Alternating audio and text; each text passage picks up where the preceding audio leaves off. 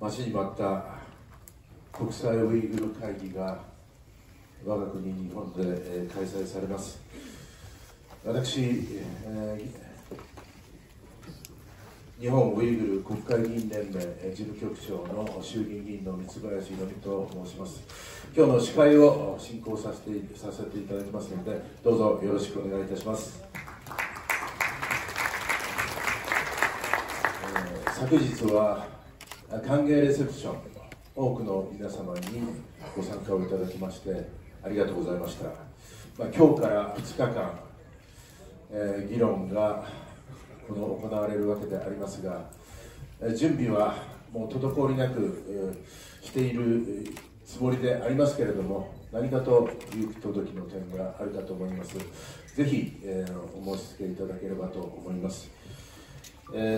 この会議は28カ国の国会議員、また有識者の方にご参加をいただいております。活発な議論と、そしてこのウイグル、東トルキスタン国、こうしたウイグルの民族がこれからも世界の中で輝けるような、そうした国としてなっていくこと、このことを願っている次第でございます。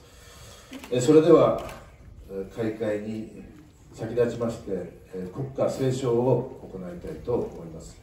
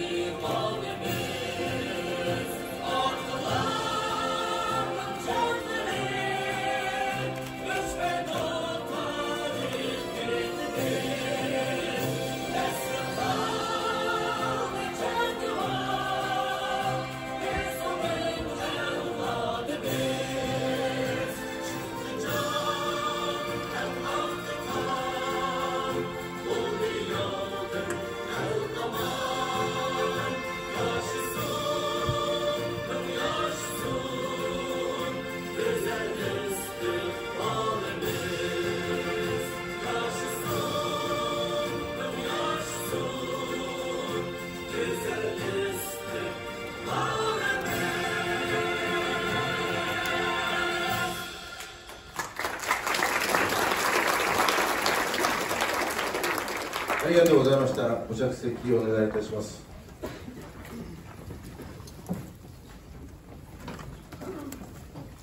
それでは続きましてビデオ上映をご覧になっていただきたいと思います。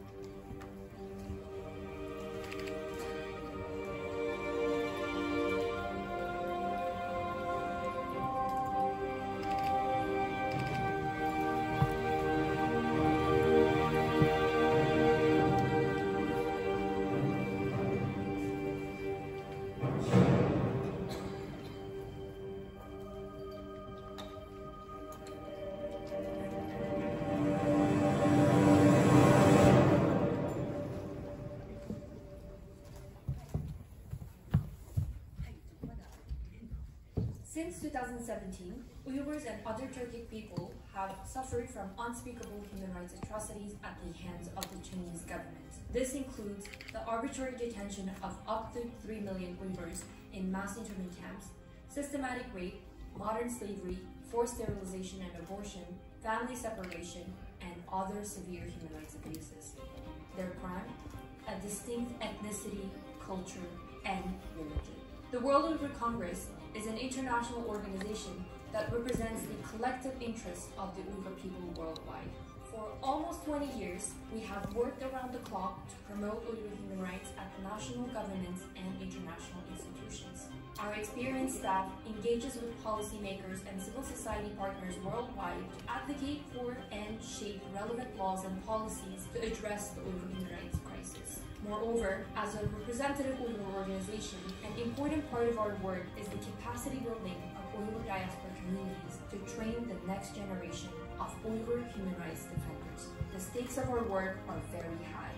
By now, the Chinese government's actions against Uyghurs are internationally recognized to constitute crimes against humanity and genocide. 10 national parliaments and senates of Belgium, Canada, Czech Republic, France, Ireland, Lithuania, Netherlands, Taiwan, the United Kingdom, USA, and the European Parliament have recognized the atrocity crimes against Uyghurs as genocide and crimes against humanity. Through our joint advocacy work with partners at the United Nations, the High Commissioner for Human Rights on her last day in office last year classified the situation in East Turkestan as possible crimes against humanity. But the Uyghur genocide has not been stopped. The perpetrators were not held accountable. They are trying to cover their crime and show the whole world that Uyghurs are happy and prosperous people. As so-called counterterrorism measures are being legitimized, Uyghur culture and religion is being prohibited and punished. Under these repressive measures, millions of Uyghurs have been arbitrarily detained and enforcibly disappeared in the many Chinese concentration camps and prisons. The PRC uses state-imposed forced labor against Uyghurs throughout their homeland and transports Uyghurs and other Turkic Muslim majority peoples to factories across China. Many international companies are now profiting from Uyghur forced labor through their supply chains. These include, but are not limited to, the solar industry, automobile industry, global apparel and textile sectors, and agriculture. In addition, the PRC security forces use hostage diplomacy and exercise transnational repression against the Uyghurs in the diaspora in order to silence them. The last visit of Xi Jinping in East Turkestan shows that the measures will not end and that the Chinese state will crack down even harder on the Uyghurs and other Turkic people. The International Uyghur Forum provides a platform for politicians, scholars, researchers, and activists to unite their efforts to end the suffering of the Uyghur people. With our first meeting in Brussels, Belgium, last year, we managed to bring together policymakers and scholars to fight together against this brutal Chinese regime. We have since seen multiple legislations introduced in parliaments around the world and different campaigns to help end the Uyghur genocide. In February 2023, parliamentarians in Canada unanimously passed the M62 bill introduced by MP Samir Zubairi. This motion allows for 10,000 Uyghurs living in unsafe states to be resettled in Canada. Whereas in the United States, congressmen and congresswomen proposed the Uyghur Policy Act of 2023 in April of this year to support Uyghurs in the diaspora and to improve the situation in our homeland. In different parliaments, Uyghur friendship groups are making an essential contribution to addressing the genocide. Just recently, a Uyghur parliamentary group was formed in the German Bundestag, which makes it the 8th parliamentary Uyghur friendship group globally. Researchers and scholars from all around the world are also supporting this crucial work with groundbreaking research, and global human rights organizations help make an important contribution to keep the Uyghur genocide on the global agenda. More so, UN special rapporteurs are working around the clock to provide us with key reports to help us push for accountability measures at the United Nations and beyond. We call on you for increased action to end the Uyghur genocide and to hold Chinese perpetrators to account. Let us join forces to end the Uyghur genocide. Only together can we make a small contribution to a more peaceful world in these difficult times. Welcome to the International Uyghur Forum, the Global Parliamentarian Convention in Tokyo.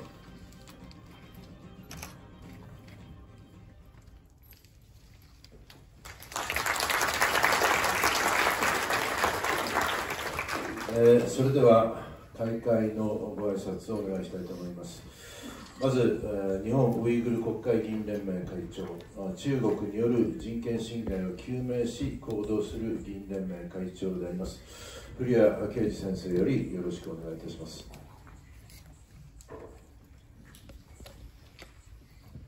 皆さんおはようございます。同時通訳、皆さんおはようございます。私は今ご紹介いただきました、日本ウイグル議員連盟並びに中国の人権侵害を、究明する議員連盟の会長を務めております古谷啓二でございます。今日は実はこのウイグルの世界大会が11年ぶりに日本で開会をされます。実は11年前も私、この世界大会の、運営に関与させていただきました。その時のことを一言申し上げます。それは我々がこれを運営をするということを知った中国当局が中国の鄭英華当時の大使の名前で我々国会議員に、いわば脅迫状のようなものを送ってきました。その中身は中国はチベットあるいはモンゴルそして、このウイグルこういう地区は民主的にちゃんと管理をしている。この問題でこれ以上国会議員が関与したらあなたたち生命の安全は保障しない。信じられないけどこういう書状を私たちが受け取りました。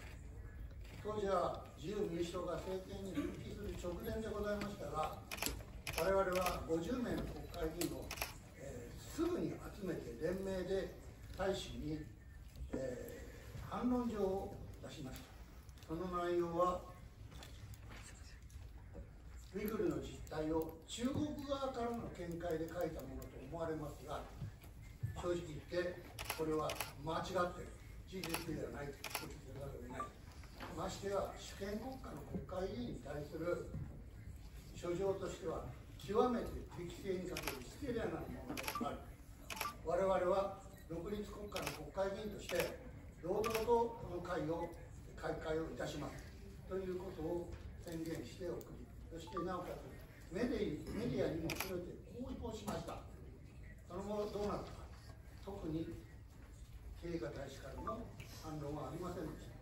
しっかりこの本日最初の世界大会を開会することができたという経緯がございます。私が申し上げたいのは、やはり中国に対しては自然たる態度で対応していくということが大前提であります。忖度する必要は全くないということじゃないでしょうか。私は今、ウイグル議連の会長でありますけれども、昨年の12月にウイグル議連からモンゴル議連からチベット議連、人権外交議連、を、それぞれ統合をしてですね、中国の人権侵害を究明する議員連盟というのを、昨年立ち上げました。それぞれ議員連盟は人権侵害だけではないいろんなテーマも扱っていますので、中国の人権侵害ということにスポットを当てて、それに特化をして取り組む議連でございます。その後、3月にはですね、イーサン・ガットマンさん、これは中国専門のアナリストですけれども、中国研究の、共産主義者記念財団 VOC の中国研究の上席研究員でありますが、この方をお招きをして、臓器移植の実態、生きた人間から臓器を、取り出して、ビジネスにしているという現実の生々しい報告を受けました。またその後、4月4日にはレイビット・タマスさん、これは国際人権弁護士ですが、中国の臓器問題の調査の第一人者と言われている、こういった方々に呼んで意見交換、そして生々しい実態を、報告を受けております。そして今日が、この世界大会11年ぶりの日本での開催ということかつてですね、もう中国はやり放題やってました。そして私らが非常に、懸念しているのは、習近平主席が3期目を迎えて、共産党大会でも相当厳しいことを言って、なおかつ、この人権侵害についてもかなり踏み込んで対応しているというのが、今のビデオにあるように事実でございます。私は世界には独裁国家が3つあると思います。一つは中国です。もう一つはロシアです。それからもう一つは北朝鮮です。我々はそういった国々に囲まれています。独裁者の共通点は3つあります。一つは周りを全てイエスマンで固める。二つ目は世界の首脳も平気で騙す。三つ目は人の命や人権よりも自らのメンツ。これを当てはめていけば、独裁者の、行動パターンが読み取ることができるということだと思います。私たちはこの上記をした中国の人権侵害についてはですね、堂々と対応していかなきゃいけない。ちょうど今日は中谷源さんがあちらに出ていますが、中谷さんが確かまだ総理補佐官、人権担当の補佐官だったときに、サミットの前にですね、政府がそういった人権侵害の国で作られた製品は、輸入しないようにというような、対応、これは強制力はないわけですけれども、そういったメッセージを政府として発信をしていただいた。中谷源当時の補佐官がいろいろ対応していただきました。こういったこともご披露申し上げます。ただ、世界に比べてやり方まだ日本は生ぬるいと思います。やっぱりみんなから背中を押していただいてですね、対応している。もちろん国会でも決議をしました。ただ決議の内容はもう皆さんご承知の通り、ややトーンダウンした形になっていますので、そんな配慮をする必要は私はないと思いますが、日本の国会は基本的に全ての政党が了解をしないと国会決議がなかなか難しいという現実があるので、最後は調整の上決議をすることの方が大切であるという観点に立って決議をさせていただきました。今後ともですね、この今ネット社会になって、10年前とは全く違う世界で、中国はいくら真実を隠そうとしても、もうネットで世界に拡散しています。これがですね、真実でございまして、やっぱりそれに対して国際社会がどういう対応をしていくか、共通の価値観、基本的人権、法の支配、それから、民主主義というですね、こういう共通の価値観を持つ国々がしっかり連携をしていかなければいけません。私実は多くの議連の会長をやってますが、その一つは日本と台湾の議員連盟です。私、会長やってます。で、台湾は正式な国交がないので、極めて重要な役割を果たしているんですが、台湾、あるいは台湾海峡に対しても、中国当局は、ちょっと常軌を逸した動きをしています。これも国際社会がしっかり連携して、そういった動き、暗殺をされた安倍晋三元総理が、台湾有事は日本の有事だ、日米共同の有事だ、世界の有事になり得るんだということをはっきり発信しました。そういうことをさせてはいけない、させないために私たちは連携をしている、こんな取り組みをしていることも合わせ、ご報告申し上げながら、非常に有意義な大会が今日こうやってここできる、確実の前夜祭について、実際の支持ができるということを私自身も大変喜んでおります。そして中国の人権侵害を究明する議員連盟、数多くの超党派の仲間が参加してくれました。役員が全員公表しました。これ公表するとね、意外と協力はするけど、名前が勘弁してくれてる議員も意外といるんですね。それは全部説得して、70数人全部公表しています。私たちはそれぐらいこの問題に対して70を決して取り組んでいこうと思っておりますので、ぜひ皆さんと同じ視点に立って世界が協力をして、しっかり中国に対して牽制した圧力を強め、常軌をした動きをさせないこと、そのことをみんなで究極の目標として頑張っていくことではありませんか。以上で冒頭議員連盟会長としてのご挨拶を控えさせていただきます。ありがとうございました。古谷会長ありがとうございました。続きまして、世界ウイグル会議議長ドルクン・エイサー世界ウイグル会議総裁よりご挨拶をお願いいたします。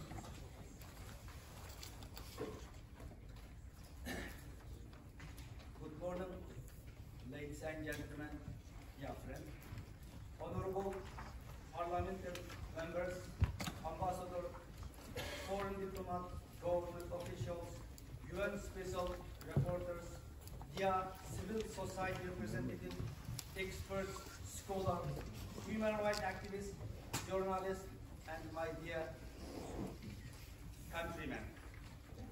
I'm deeply honored to be officially opening the International Uyghur for Global Parliamentary Convention in Tokyo. I'm so encouraged to see a room full of individuals who are dedicated in advancement of the Uyghur cause. As you may know, the Uyghur issue has made headlines in recent years, but headlines don't end an ongoing genocide. Accountability and concerted effort can. This is why we are here today. Many concrete actions have been taken by members of parliaments, civil society actors, UN experts, scholars, and the wider international community. So far, 11 parliaments, United States, United Kingdom, French, Canada, Belgium, Netherlands, Czech Republic, Ireland, Lithuania, Taiwan, and the European Parliament, and one government, United States, have officially recognized crime committed against Uyghur people as a genocide, especially after final judgment of the Independent Uyghur Tribunal on December 9, 2021. And just last year, both House of Representatives, the House of Council in Japan passed historic resolution on Uyghurs. We also have established many Uyghur friendship groups in national parliament, like one hosting you today, in the Japanese parliament, in Canada, in United States, in the European Parliament, in French, in the UK, and Taiwan, and the recently launched friendship group in German Bundestag. However, so far, support mainly came from global north. You may wonder, how does commit only merit the attention of support of faction of the world? We have been wondering the same for years. When we realize this, we have actively started advocating our cause in global South countries. With limited success, especially in Muslim majority world. Many of these OIC countries who advocated against Islamophobia everywhere also have chosen to the other way when we face with mounting evidence and the severe abuse of the Uyghur rights. When the Quran were burned, when religious teaching and the most basic expression of religious identity was criminalized, non-Muslim majority countries stood up for us, except a few, like Turkey, Albania, and Somalia. We have realized that we have few supporters in the global South. During this time, the situation on the ground has not gotten any better. Recent reporting has put an emphasis on the desecularization of the region, where checkpoints are less visible, where more people can be seen in the streets appearing to live normal lives, and the tourists who are enjoying showcase of the Uyghur culture. But this is just face that Chinese government want to show to the international community. The situation is more dire than ever. With formal sentencing of those who were previously held in the extrajudicial camps, the surveillance that is still heightened in the most Uyghurs area. Family separation, elimination of Uyghur culture, we must not be fooled by Chinese propaganda. This is the why this gathering in Japan is crucial. We have legislators from many different countries present here. After the filing of the resolution discussing the human rights at the Human Rights Council last October, we have realized that we urgently need new partner in Asia, in Middle East, in Africa and Latin America. We simply cannot end the genocide without their support. Why Japan? Japan is first country in the Asia-Pacific region to publicly condemn and acknowledge ongoing atrocity against Uyghur and other Turk groups. Since 2019, during the second Abe administration, Japan has been only non-Western country to sign joint statement condemning the Uyghur genocide at the United Nations continually. The current Kishida administration has emphasized human rights diplomacy, including response to Uyghur atrocity and its election manifesto and establishment of Prime Minister Advisor on the human rights issue. This forum has enabled the participation of 200 participants from 25 countries.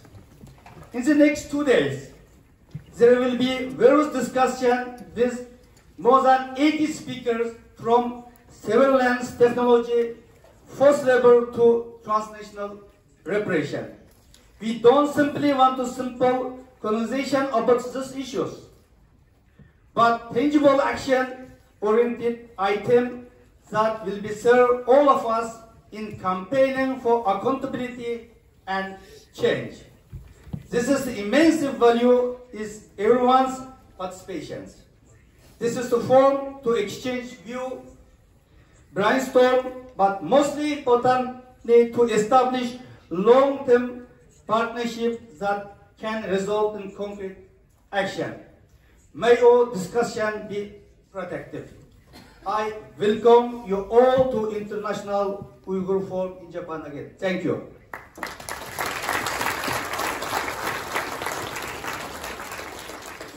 ドルフン・エイサ総裁、ありがとうございました。今日はご来賓をお迎えしております、駐日米国大使館、レイモンド・ F ・グリーン首席公使でございます。ご挨拶をお願いしたいと思います。Ladies and gentlemen, good morning. Let me begin by thanking our hosts and organizers, Mr. Donkan Issa, President of the World Uyghur Congress, Mr. Keiji Furuya, Chairman of the Japan Uyghur Parliamentary Caucus, Mr. Afumeto Repetto, Chairman of the Japan Uyghur Association and Interparliamentary Alliance on China. Let me also recognize Mr. Nakatani Gen, who is a longtime supporter of human rights in Xinjiang and around the world. We're grateful to have this opportunity to meet and hear from those actively engaged in addressing the Uyghur genocide. The United States is a nation founded on religious liberty. In fact, the English settlers who came to the United States in the 1600s were called pilgrims, as they fled religious oppression by the English crown. They wanted to worship and believe freely. Among our core values as Americans, whether at home or in our foreign policy, are the freedoms to worship, to assemble, and to speak. Almost 250 years since our founding, our commitment to these principles has not wavered. The United States State Department works with Congress and other interagency partners to combat forced labor in Xinjiang and strengthen international coordination against these and other egregious violations of human rights by the People's Republic of China. As everyone here knows, the PRC has rounded up their own citizens based on their religious beliefs and ethnic background and tried to profit from it by putting Uyghur-produced goods into the global supply chain. Moreover, Beijing lies to the world about it and it attempts to silence activists from shining the light on what really is happening in Xinjiang. The United States is speaking out and standing up against religious persecution around the world. Last year, the Biden administration provided $20 million to help promote religious freedom and protections for members of religious minorities globally, including helping to ensure that people everywhere can practice their faith freely and fairly. President Biden appointed Rashad Hussain as Ambassador-at-Large for International Religious Freedom, the first Muslim to hold this post, and Deborah Lipstadt, a Holocaust expert, as the first ambassador-level special envoy to monitor and combat anti-Semitism. As a founding member of the International Religious Freedom of Belief Alliance, the United States has coordinated with partners around the world to promote the rights of religious minority groups and combat persecution. We also believe strongly in the safety, dignity, and liberty of individuals. That is why in 2021, President Biden signed into law the bipartisan Uyghur Forced Labor Protection Act to hold the PRC accountable for genocide and human rights abuses and to address forced labor in Xinjiang and prevent goods made with forced labor from being imported into the United States. In addition to withhold release orders issued on companies in the region, the United States Customs and Border Protection began implementing the Uyghur Forced Labor Prevention Act in June 2022 to ensure no goods made wholly or in part with materials from Xinjiang enter the United States. Furthermore, the United States has taken concrete measures to promote accountability in Xinjiang, including visa restrictions, financial sanctions under Global Magnitsky, export controls, as well as the release of a multi-agency business advisory on Xinjiang to help companies avoid commerce that facilitates or benefits from human rights abuses, including forced labor. Together with our interagency partners, we will continue to engage companies to remind them of U.S. legal obligations which prohibit importing goods to the United States that are made with forced labor. We are rallying our allies and partners to make global supply chains free from the use of forced laborers, to speak out against atrocities in Xinjiang, and to join us in calling on the government of the People's Republic of China to immediately end atrocities and human rights abuses, including forced labor. On behalf of our government, I would like to thank our partners' continuing response to PRC's malign activity. The United States Japan's Diet's resolutions on the grave human rights situation in Xinjiang in 2022 is one example. On this occasion, I would like to appreciate Chairman Furuya's initiative for adopting the resolution to call for international collaboration to address the issue of PRC's human rights issues. Once again, thank you for the opportunity to address this important event, and I wish you all the best in your future endeavors. Thank you. ありがとうございました。さらに、ビデオメッセージが届いております。アメリカ合衆国国会議員のジョー・マークリーさん、また同じく国会議員アメリカ合衆国の国会議員であるマイク・ゴーリーさん、それからドイツのこのウイグル支援団体でありますトルコ系のムラト・イレリさんからビデオメッセージが届いておりますのでご覧ください。We must face a horrifying truth. The Uyghurs, many of whom practice the Muslim faith, are being erased. Genocide is yet again occurring, this time at the hands of the Chinese Communist Party. To members of the Uyghur community, we are deeply grateful for your bravery. We know that it has come at a great cost. In March, our committee heard testimony from two heroic Uyghur women whose stories took us to the center of the universe, to the place where the world's moral attention should be focused, to Xinjiang. These two women were both inside the concentration camps. They are firsthand witnesses to the systemic, unimaginable brutality, witnesses to the attempted elimination of a people, a culture, a civilization, witnesses to the largest extrajudicial mass internment of a religious minority since the Holocaust, witnesses to erasure. That's why Elie Wiesel swore to fight those who would forget, who would avert their gaze. And that is why on this committee, we're determined to make sure that the world knows, and that in 50 years, when the Xinjiang genocide is remembered as one of the abominations of the 21st century, no corporate executive, no policymaker, no investor, no university president can look their grandchildren in the eye and claim that they didn't know.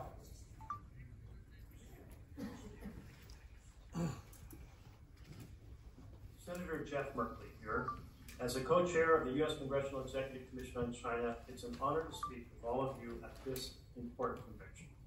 The late former Japanese Prime Minister Shinzo Abe said, and I quote, "Japan should firmly support the human rights of Uyghurs who are facing the dispossession of their history, culture, tradition, religion, and ethnicity." By hosting this conference in Tokyo, a conference dedicated to defending those values, you honor the late Prime Minister's aspirations for Japan, and you honor his unwavering support for the Uyghur people. Sadly, all of us are familiar with the egregious human rights violations that the Chinese government is committing against the Uyghur people.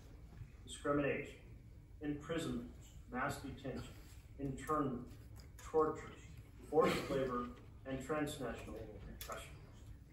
1 year ago, the UN High Commissioner for Human Rights released a report saying that the abuses against the Uyghurs constituted crimes against humanity. And I'm proud that the United States government has officially recognized those abuses as genocide. And I'm proud that the United States Congress stands with other parliaments around the world to condemn those crimes. Individually and together, our legislators can act to support the Uyghur people and oppose the Chinese government's determined assault on fundamental human rights. In the United States Congress, we've taken many actions toward those goals, including certain committees and passing several pieces of legislation. Let me tell you about some of those actions now. First, as I mentioned before, I co-chair the Congressional Executive Commission on China. This commission brings together both the executive and legislative branches of our government, members from both chambers of Congress, members from both political parties. We've held hearings on many forms of repression by the Chinese government, including the repression of the Uyghur and Tibetan people, the police crackdowns in Hong Kong, the Chinese government's attempts to suppress free speech in the United States and across other national borders. The Commission also publishes an annual report that documents the Chinese government's failures to adhere to internationally recognized human rights standards. And it maintains an extensive database of political prisoners to ensure that cases of political and religious detention are not forgotten. Second, the U.S. Congress has passed legislation to hold the Chinese government accountable for the crimes they are committing against the Uyghur people. In 2020, we passed the Uyghur Human Rights Policy Act, which requires the U.S. government to report human rights abuses by the Chinese government against Uyghurs and protect Uyghurs in the United States. The law was an important first step, but we needed to do more. A year later, in 2021, we passed the Uyghur Forced Labor Prevention Act, which took pretty unprecedented steps to crack down on the import of products made with forced labor. The law is already making it harder for the Chinese government to sell products made with Uyghur forced labor. It's protecting the American people from becoming unwilling and being complicit in the enslavement of the Uyghur people. And there's still more we can do. This year, Senator Marco Rubio and I have introduced the Uyghur Genocide Accountability and Sanctions Act. We do a number of things, including enhancing assistance for the victims of genocide, promoting the preservation of cultural and linguistic heritages repressed by the Chinese government, improving transparency so we can track who is benefiting financially from these egregious human rights abuses. Third, I'm leading the effort in Congress to mobilize a strong response to the long arm of Chinese government authoritarianism that Freedom House calls, quote, the most sophisticated, global, comprehensive campaign of transnational repression in the world. I've introduced, with Senator Rubio and other colleagues, the transnational repression policy will hold foreign governments and individuals accountable when they stop, intimidate, or assault people across borders, especially the Uyghur people and their diaspora and communities around the world. This bill would mandate additional U.S. government reporting on the issue, require training for U.S. diplomatic and law enforcement personnel, bolster intelligence community efforts to track and share information on these incidents, and develop a more effective tip line for victims and witnesses. These are some of the steps we've taken. It's critical that the action not stop there. We need governments around the world to take similar steps, to develop whole-of-government strategies to push back against transnational repression in a coordinated fashion, protect their economies and supply chains from being tainted by the products of forced labor, to share information and best practices with each other in responding to the intimidation and coercion of bullies like the Chinese Communist Party. I've said before that the Uyghurs and other ethnic groups in Xinjiang are being tortured, imprisoned, forced into labor, and pressured to abandon their religious and cultural practices by the Chinese government. The horrifying surveillance and mass detention of Uyghurs and its objectives are appalling human rights violations that deprive millions of people of their liberty in a desperate attempt to strip the entire community of its culture and its history. The United States and countries around the world, including all of them, must send a resounding and unequivocal message against genocide and forced labor wherever these evils appear. In 2015, Prime Minister Abe addressed the United States Congress, and during his speech to us, he said, we must make sure human security will be preserved, in addition to national security. That's our belief, firm and solid, in which we make a proactive contribution to peace. Those were wise words from Prime Minister Abe. Let us use this convention, let us use our parliaments, let us use our power to legislate to stop anyone from profiting from genocide. And let us support the Uyghur peoples, support all oppressed peoples, and support freedom and security across Asia and around the world. Thank you.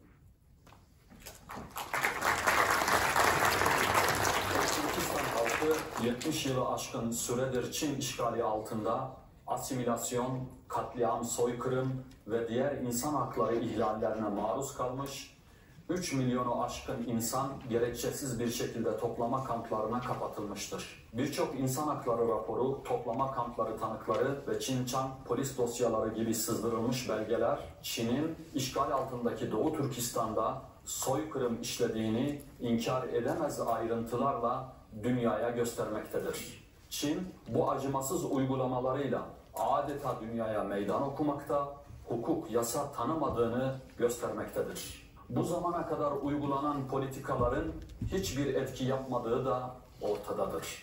Onun içindir bir an evvel harekete geçilmeli ve Çin'e dur denilmelidir. Ekonomik çıkar, siyasi dengeler insan ve onurundan önce görülmemelidir.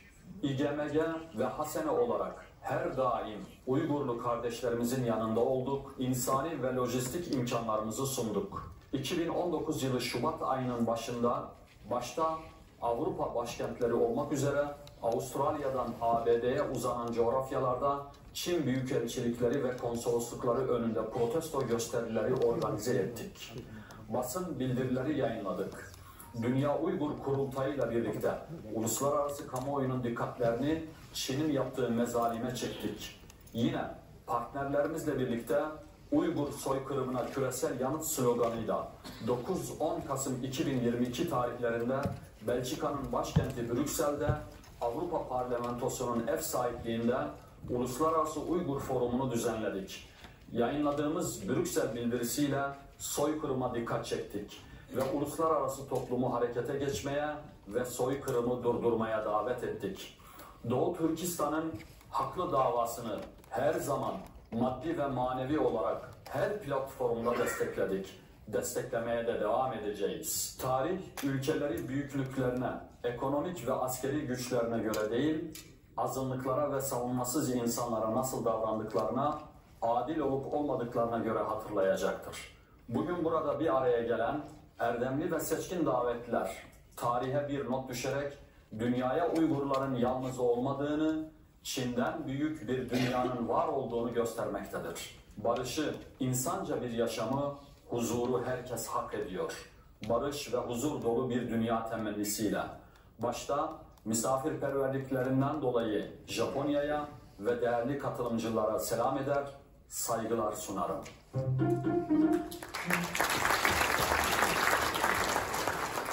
ありがとうございました。これで、今日の開会式終了となりますが、ぜひ今日と明日の2日間活発な議論でこの国際ウイグルフォーラム、ぜひ皆さんの力で成功させたいと思います。どうぞよろしくお願いいたします。最後ですが、ぜひ、ドルクン・エイサ総裁と米国公使のレイモンド・F.グリーンさんを囲んで、多くの皆さんにここで写真を撮影をしたいと思います。ぜひ国会議員の皆さん、また日本の地方議員の皆さんも、そして各国の有識者の皆さん、研究者の皆さん、大使館の関係の皆様、ぜひ前の方においでいただきたいと思います。どうぞよろしくお願いいたします。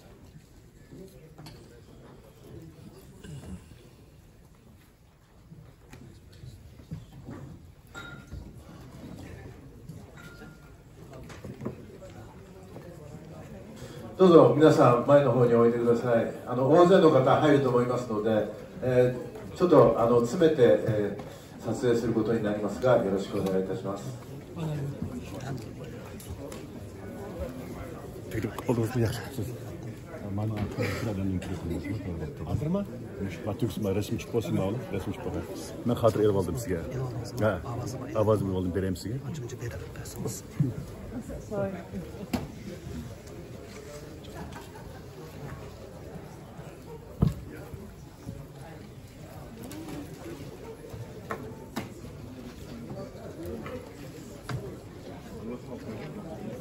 Not over there.